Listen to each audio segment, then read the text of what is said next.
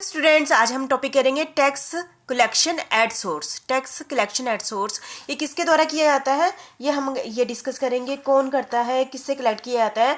ये करता है जो टैक्स कलेक्शन एट सोर्स कौन कलेक्ट करता है, इलेक्ट्रॉनिक कॉमर्स ऑपरेटर करता है। कौन करता है, ये कलेक्ट कौन करता है, टैक्स कलेक्शन एट सोर्स कौन कलेक्ट करता है, इलेक्ट्रॉनिक कॉमर्स ऑपरेटर करता है। इलेक्ट्रॉनिक कॉमर्स ऑपरेटर कलेक्ट करता है। किससे करता है, सप्लायर से करता है, supplying through operator.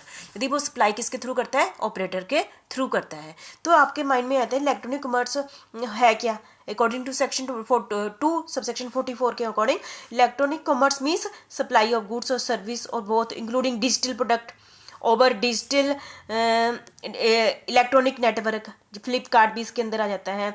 Electronic commerce means any person who owns operate manage digital electronic facility. ठीक है, तो ये सारे इलेक्ट्रॉनिक में आ जाते हैं। इसको हम डिटेल में प्रोविजन देखते हैं टीसीएस के। सबसे पहले प्रोविजन रिलेटेड टू टीएससीएस किसकी लाइबिलिटी बनती है। सबसे पहले liability of collection of tax at source under section 52(1) supplier supplying through operator. यदि सप्लाई किसके थ्रू करता है, ऑपरेटर के थ्रू करता है, तब किसकी तब को जो ऑपरेटर है, इलेक्ट्रॉनिक ऑपरेटर है, वो एजेंट नहीं है सप्लाई का। ठीक है, तो वो कलेक्ट करता है टैक्स ऑन द किस पर करता है, on the net value of taxable supply. जितनी भी वैल्यू होगी ना, जैसे मैंने बोला 1% बोला था ना, तो उतनी वैल्यू का। ठीक है, और दूसरा रेट ऑफ टीसीएस, कितना TCS, maximum 1% of the net value of taxable supply made through it by other supplier. ठीक है, दूसरा है टाइम लिमिट, कितने, जब उसने टीसीएस काट लिया ऑपरेटर ने, तो कितने टाइम पीरियड के बीच में गवर्नमेंट को दे देगा, उस महीने की खत्म होने के अगले महीने की 10 तारीख को 10th of the next month को वो डिपॉजिट कर देगा। ठीक है, नेक्स्ट है हमारा फर्निशिंग स्टेटमेंट। तो उसको जो every operator who collect the amount of TCS shell furnish statement, उसको ये एक स्टेटमेंट बनानी पड़ेगी electronically contain the detail of output supply of goods, है ना, कितनी भी आउटपुट सप्लाई हुई है, सर्विसेज हुई है ना, include supplier of the goods both return, है ना, amount of TCS during a month. ये सारी वो एक बनाएगा, फिनिशियल स्टेटमेंट बनाएगा कौन, ऑपरेटर बनाएगा। ठीक है, मंथली बनाएगा, टाइम लिमिट 10th होता है, नेक्स्ट मंथ है, मोड है इलेक्ट्रॉनिक बनाएगा। ठीक है, समझ गए। दूसरा नेक्स्ट है हमारा फर्निशिंग, पहले तो मंथली बनाई, अब वो ईयरली बनाएगा। ऐसे ही फर्निशिंग एनुअल स्टेटमेंट। ठीक है, उसमें बनाएगा output supply electronic through it, supply return through it. ठीक है, मंथली बनाएगा। और टाइम लिमिट कितनी है, 31 दिसंबर, है ना, of next financial year. Mode क्या है, इलेक्ट्रॉनिक क्या है। ठीक है, नेक्स्ट है रेक्टिफिकेशन इन द स्टेटमेंट 52(6). ठीक है, rectification in case of error, यदि कोई एरर होगी, ओमिशन होगी ये स्टेटमेंट, है ना, तो उसकी रेक्टिफिकेशन एरर और ओमिशन पे, यदि कोई गलती होगी तो उसकी पेमेंट कर दो टैक्स की और इंटरेस्ट दे देंगे, है ना। यदि नो रेक्टिफिकेशन ऑफ एरर और ओमिशन आफ्टर, इस हमने पहले भी बड़ा डिस्कस किया था।